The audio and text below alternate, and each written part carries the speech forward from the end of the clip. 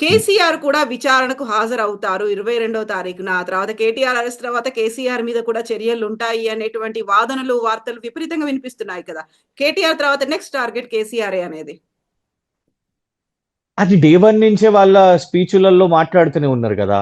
రేవంత్ రెడ్డి గారి ఒక్క బహిరంగ సభలోనైనా కేసీఆర్ గారిని తిట్టకుండా, కేటీఆర్ గారిని మిమ్మల్ని జైలుకు పంపుతాము, చిప్పకూడు తినిపిస్తాను అని ప్రతిసారి రేవంత్ రెడ్డి గారు మాట్లాడుతున్నారు. అంతెందుకండి, మొన్న కోర్టు ఇది ఇవ్వకముందే భవిష్యవాణి ఎట్లా తెలుస్తున్నదో కోమటిరెడ్డి వెంకటరెడ్డి గారే కదా ఆల్రెడీ చెప్పేసిర్రు. ఆమె న్యూ ఇయర్ కోసము 2 రోజులు టైం ఇచ్చినాము, మీరు చూడండి ఏమవుతుందో 6, 7వ తారీఖున ఏం జరుగుతుందో అని. అసలు తెలిసినట్టే ఎట్లా చెప్తున్నారు ఈ రోజు 7వ తారీఖు. మంత్రి గారి మంత్రి గారికి అంత పర్ఫెక్ట్ గా ఎట్లా తెలుసు? అంటే మేము అనేది ఏంటంటే, మేము కోర్టు ఇచ్చిన తీర్పుని డెఫినెట్ గా గౌరవిస్తాం, కానీ ఇక్కడ ప్రభుత్వం ఎంత పర్ఫెక్ట్ గా చెప్తున్నది, ఎంత డేట్ లైన్, ఎంత టైం లైన్ పెట్టుకున్నది, ఇది మేము చేస్తున్నాం, ఈ డేట్ కి ఇది జరగబోతున్నది అని చెప్తూ ఉంటే నిజంగా కూడా ఎంత ఒక హై పొలిటికల్ డ్రామా అనేది నడుస్తున్నది కవిత గారు. దాన్ని ఎదుర్కోవడానికి మేము సిద్ధంగా ఉన్నాం. అయితే ఇక్కడే ఇంకొక వాదన కూడా వినిపిస్తోంది. ప్రధానంగా కాంగ్రెస్ చేస్తోంది. ముందు నుంచి కేటీఆర్ దీంట్లో కుట్రపూరితంగా, కక్షపూరితంగా పెట్టారు. రాజకీయ ప్రోద్బలంతో పెట్టినది ఇవన్నీ చెప్పినప్పుడు కూడా అరెస్ట్ చేస్తే నేను జైలుకి వెళ్ళొస్తాను, ఫిట్ అండ్ ఫైన్‌గా యోగా చేస్తాను, తర్వాత పాదయాత్రలు చేస్తాను ఇవన్నీ చెప్పి, ఆ తర్వాత ఇదొక లొట్ట పీసు కేసు అనేది ఇవన్నీ మాట్లాడిన తర్వాత ఇప్పుడు భయపడుతున్నారా కేటీఆర్ అరెస్ట్ అవుతారని? హైకోర్టు కాకపోతే సుప్రీం కోర్ట్ దాకా ఆయన వెళ్తాను అనేది. అసలు ఏమీ లేదు అని చెప్పినప్పుడు ఇంతలా భయపడి, ఇంత హడావిడి చేయాల్సిన అవసరం కేటీఆర్‌కి ఏముంది అనే వాదన కాంగ్రెస్ చేస్తోంది. అంటే నేను అనేది, ఈ దేశంలో ప్రతి పౌరునికి చట్టాలు ఉన్నాయి, రాజ్యాంగం ఉంది, న్యాయం ఉంది. అంటే కేటీఆర్ కాబట్టి ఆయన దాన్ని ఉపయోగించుకోవద్దా? నేరం లేదు, డెఫినెట్ గా ఇది ఒక కేసు కాదు, కానీ ఉట్టిగానే తప్పుడు కేసు వేస్తే పోయి ఉరి తీపించుకోమంటారా? మరి వెళ్ళి తీసేయండి, నన్ను ఉరి తీసేయండి అని అంటారా? లేదు, పోయి సంవత్సరం జైల్లో కూర్చుంటే కీలక అంశాలు ఎవరు మాట్లాడాలి? మేము అనేది, he has every right to contest it. What he's doing is contesting it, he's not running away from it. నేను అందుకే మీకు చెప్పినాను, యాంటిసిపేటరీ బెయిల్ అడగలేదు, నీ అరెస్ట్ కి మేము భయపడలేదు, నువ్వు జైల్లో వేస్తావని మేము భయపడలేదు, కానీ నువ్వు చేస్తున్నది తప్పు అని ఆ తప్పు చెప్పడానికి కోర్టు అనే ప్లాట్ఫామ్ ని వాడుకున్నాం కదా మేము. కోర్టులో జరిగిన చర్చల్లో ప్రతి ఒక్కరు ఒక్కొక్క పాయింట్ చూసిరు. ఇవాళ ఒక్క పాయింట్ లో maybe they have gained a point, that procedural lapse అనే పాయింట్ వాళ్ళు గెయిన్ అయ్యి ఉండొచ్చు గాక, కానీ where is the corruption, where is the criminal motive, where is the criminal intent, where is the dishonesty అనే పాయింట్ మాత్రం వాళ్ళు ఎక్కడ కూడా సమాధానం చెప్పలేకపోయారు. రాష్ట్ర ప్రజలందరూ కూడా, చాలా మంది కూడా, మీడియా వాళ్ళు, మీలాంటి వాళ్ళందరూ కూడా ఆ లింక్ ఫాలో అయినరు, ఆ ఆర్గ్యుమెంట్స్ ని చూసిండ్రు ఏం జరిగింది అనేది. సో ఒకటే ఏమంటున్నామంటే, చట్టపరంగా తను నేను చేసింది తప్పు కాదు అని చెప్పుకోవడానికే మేము జడ్జి గారి ముందుకు వెళ్ళినాం 100%. కానీ భయపడి కాదు. భయపడి ఉంటే ఎప్పుడో లొంగిపోతుండే. కొందరు మోదీ గారికి లొంగిపోతామని చెప్తారు, లేకపోతే రేవంత్ రెడ్డి గారికి లొంగిపోతామని చెప్తారు. ఇంకొకటి మీకు గుర్తుంటే, 1 సంవత్సరం ముందు ఇదే కేటీఆర్ గారిని ఓహో కాంగ్రెస్ మీడియా మొత్తం అయిపోయిన అమెరికాకు మూటముళ్ళ చదువుకొని వెళ్ళిపోతాడని అనలేదా కవిత గారు? కాలేదా అవి న్యూస్లు?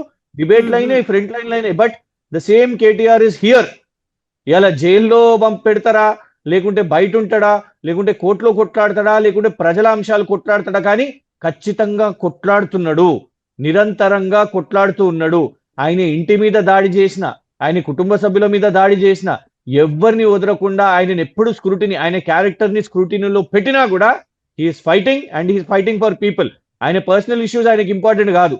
నిరంతరం ఇల్లు కూల్చివేతలు, రైతులు, ఇవే అంశాలు మాట్లాడుతున్నాడు. That is all. అయితే ఇప్పుడు మళ్ళీ ఏసీబీ 9న విచారణకు హాజరు కావాలని నిన్న రాత్రి మరోసారి నోటీసులు ఇచ్చింది. ఈసారి కూడా అడ్వకేట్లు లేకుండా కేటీఆర్ ఒక్కరు రావాలని. బట్ కేటీఆర్ మాత్రం అడ్వకేట్లతో సహా వస్తానని ఒక పట్టుబడుతున్నాడు కాబట్టి ఆ 9th దాకా చూడాల్సిన అవసరం లేదు. అండ్ మీరు సుప్రీంకోర్టుకు వెళ్ళేటువంటి గడువు కూడా, టైం కూడా ఇవ్వకుండానే అరెస్ట్ చేయాలని. ఒకవేళ సుప్రీంకోర్టుకు వెళ్తే అక్కడ కనుక స్టే వస్తే మళ్ళీ ఇక్కడ అంతా జాప్యం జరుగుతుంది కాబట్టి ఇమ్మీడియట్ గా అరెస్ట్ చేయాలనేటువంటి యోచనలో ఉన్నారు అనేటువంటి వాదనలు, వార్తలు ఉన్నాయి కదా. కవిత గారు మీరు అంటున్నది రైట్, కానీ ఒకటి, లీగల్ గా అండ్ ఎథికల్ గా ఏసీబీ కరెక్ట్ అవుతుందా కవిత గారు? సెకండ్ నోటీస్ ఇచ్చిండ్రు, ఇచ్చి 9th అని చెప్పిండ్రు. ఆ 9th అని చెప్పిన తర్వాత దానికంటే ముందే అరెస్ట్ అయితే ఎవరు ఎక్స్పోజ్ అవుతారు? ఏసీబీ, కాంగ్రెస్ ప్రభుత్వం ఎక్స్పోజ్ అవుతుంది.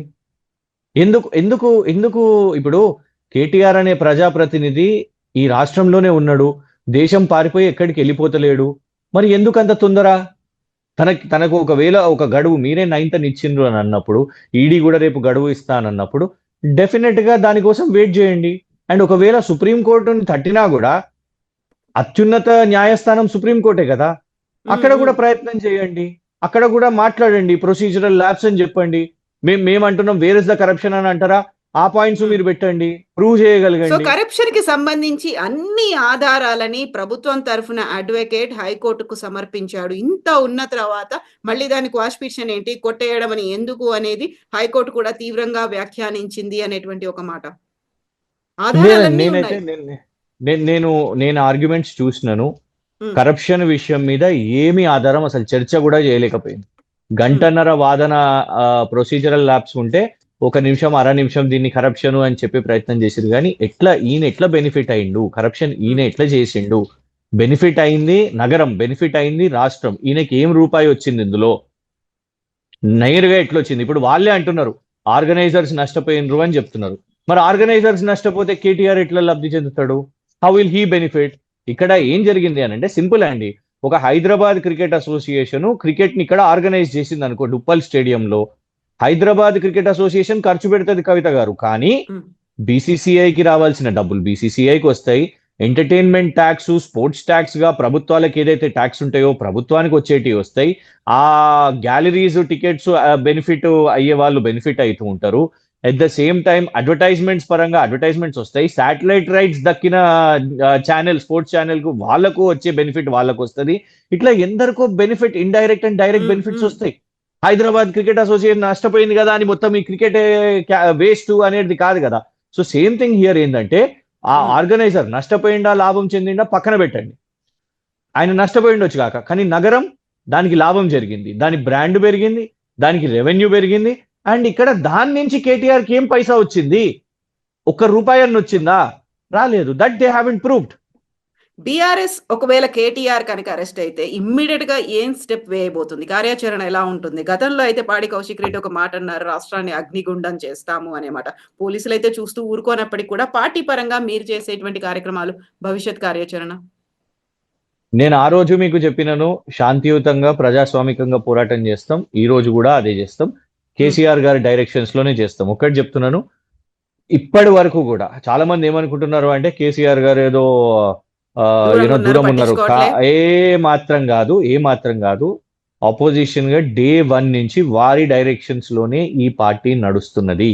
రేపు ఇది కూడా ఏం చెయ్యాలి అనే ప్రతి ఒక్క ప్రోగ్రామ్, ప్రతి ఒక్కరికి రెస్పాన్సిబిలిటీ డెఫినెట్ గా కేసీఆర్ గారి డైరెక్షన్స్ లోనే మేము కంటిన్యూ చేస్తాం. Yes Krishank, thank you so much. మీరు వచ్చిన తర్వాత మళ్ళీ లైవ్ లో మళ్ళీ మాట్లాడుకుందాం. థ్యాంక్ యూ అండి. షూర్ అండి, థ్యాంక్ యూ.